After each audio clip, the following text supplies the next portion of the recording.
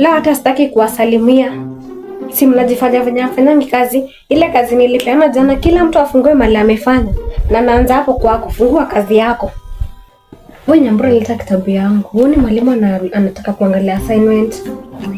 Karos utulie. Siwache mode angalie sida alafu nikupitishe kitabu yako. Sijana nilikuita ukiwa DH. Nikakwambia tukuje tufanye assignment, ukajifanya uwezi kuja. Hebu leta kitabu yangu. Mimi sitaki mambo mingi. Leta kitabu yangu. Wala Karo unajifanyanga aje saa zingine. Wala utakuja kunitafuta. Shika kitabu yako. Iko wapi kazi yako msichana? Hebu nione. Mwalimu ndio kazi yangu. Sawa. Wewe iko wapi kazi yako? Msichana iko wapi kazi yako?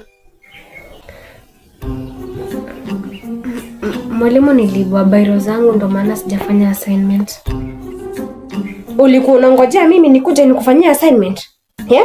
Msichana, ulikuwa unangojea nikuje nikufanyia assignment? Hapana mwalimu. Na wewe ndio tegemea nyumbani? Wewe ndio tegemea nyumbani? Nahurumia sana wasasi wako. Mwalimu, huruma ni estate.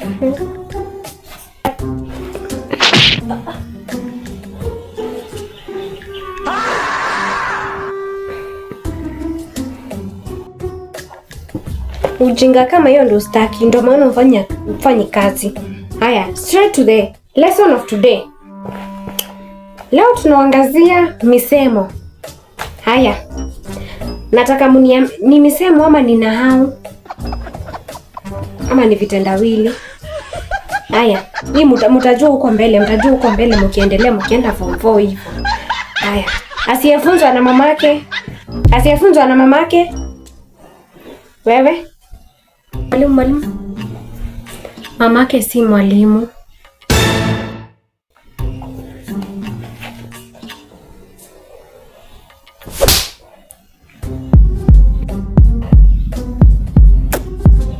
Mtu aninjimbo unjinga tena. Swali ya pili. Mpandangazi?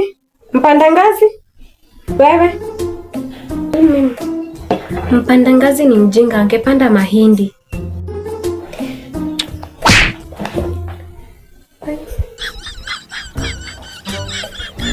Radeu mwalimu Nyambura, leo amekula moto kazi kwa kila mtu makofi.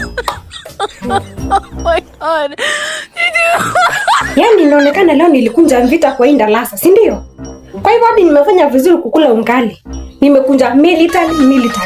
Mtu wa njimbo unjinga tena. Yaani mwanafunzi wa njinga kama mwalimu wao. Kumbe pia wanajua ujinga tumetoa kwako.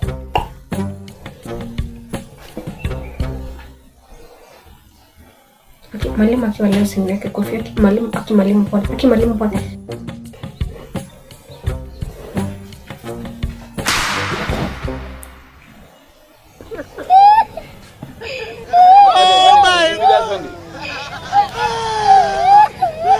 Yaani mwanafunzi wa njinga kama mwalimu wao.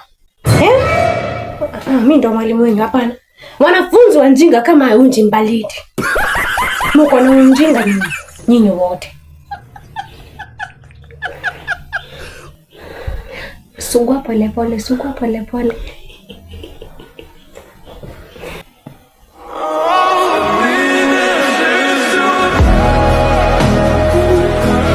Nilima somo ikae.